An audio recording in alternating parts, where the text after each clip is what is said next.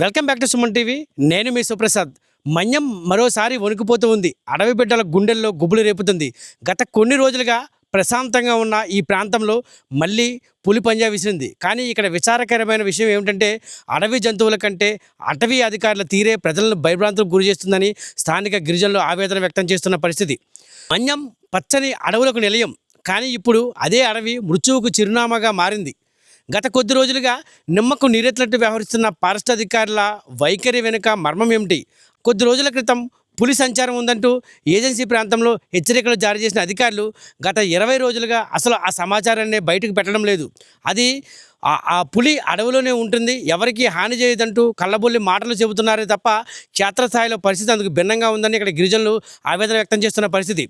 గంగవరం మండలం రామన్నపాలెం పరిసరాల్లో పులి సంచారాన్ని మీడియా ముఖంగా ధృవీకరించిన అధికారులు ఆ తర్వాత ఆ సమాచారాన్ని ఎందుకు గోప్యంగా ఉంచారో, పులి ఎక్కడుందో తెలిస్తే ప్రజలు అప్రమత్తంగా ఉంటారు కదా అని అక్కడ గిరిజనులు చెబుతున్న పరిస్థితి.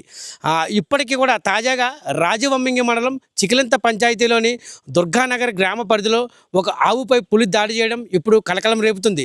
దీంతో అధికారులు చెప్పినట్లు తన దారి తాను వెళ్ళడం లేదు, జనావాసాలపైకి వస్తుంది, మూగజీవాలను బలి తీసుకుంటుంది. రేపు మనుషులపై దాడి చేయదని గ్యారంటీ ఏంటంటున్నారు ఇక్కడ గిరిజనులు. ప్రస్తుతం ఏజెన్సీ వ్యాప్తంగా ఇక గిరిజనులకు ఆదాయాన్ని ఇచ్చే పంట జీడి మామిడి పండ్ల సీజన్. కుటుంబాలే చిన్న పెద్ద తేడా లేకుండా తోటల్లోకి వెళ్ళి పెక్కలు ఏరుకునే సమయం. అటవీ ప్రాంతమే ఆధారంగా బ్రతికే గిరిజనులు ఇప్పుడు తోటల్లోకి వెళ్ళాలంటే ప్రాణాలు అరచేతుల్లో పెట్టుకుని వెళ్లాల్సిన పరిస్థితి. అధికారుల నిర్లక్ష్యం వల్ల ఏ పొదల్లో ఏ మృగం ఉందో తెలియక మన్య ప్రాంత ప్రజలు బిక్కుబిక్కుమంటూ ఉన్నారు.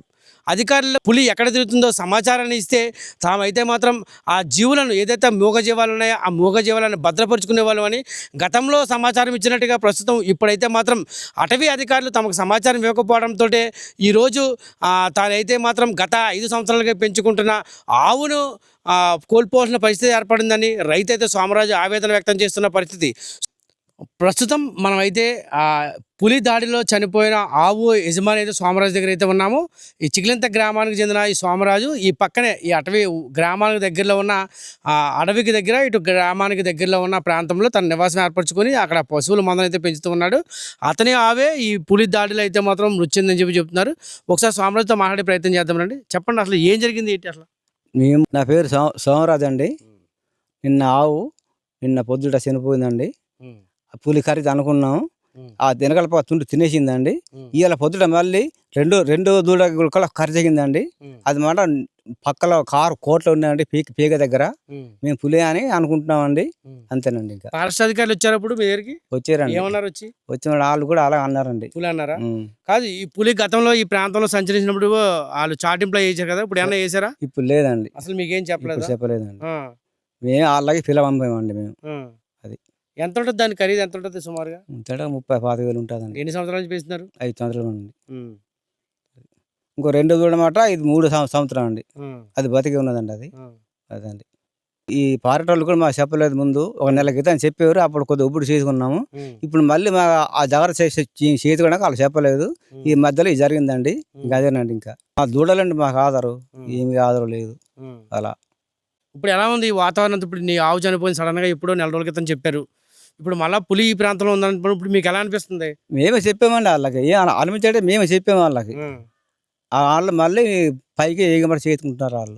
సుమారు 30-40 వేల రూపాయల విలువైన ఆ ఆవు పులి బారిన పడి మృతి చెందడం పట్ల ఆ కుటుంబం అయితే ఆవేదన వ్యక్తం చేస్తూ ఉంది. ఎందుకంటే వారికి జీవనాధారంగా పశువులు, ఏజెన్సీ ప్రాంతంలో గిరిజనులకు అక్కడ జీవనాధారంగా అయితే పశువులను పెంచుకుంటూ వాటితో వచ్చే ఆదాయంతో వారైతే జీవిస్తున్న పరిస్థితి. ఈ నేపథ్యంలోనే పులి ఒక్కొక్కటిగా ఈ ప్రాంతంలో తిరుగుతూ ఇక్కడున్న పశువులను కబలించడం పట్ల అయితే గిరిజనులు ఆవేదన వ్యక్తం చేస్తూ ఉన్నారు. ఫారెస్ట్ అధికారులు ఇప్పటికైనా సరే పులిని బంధించాలని, లేకపోతే ఈరోజు పశువులపై దాడి చేస్తున్న పులి ఏ క్షణానైనా పొరపాటున మనుషులపై దాడి చేస్తే తమ ప్రాణాలకు సమాధానం ఎవరు చెబుతారంటూ ఇక్కడ గిరిజనులు ఆవేదన వ్యక్తం చేస్తున్న పరిస్థితి. కెమెరా పర్సన్ దుర్గాప్రసాద్తో శివప్రసాద్, సుమన్ టీవీ, రంపచోడవరం నియోజకవర్గం.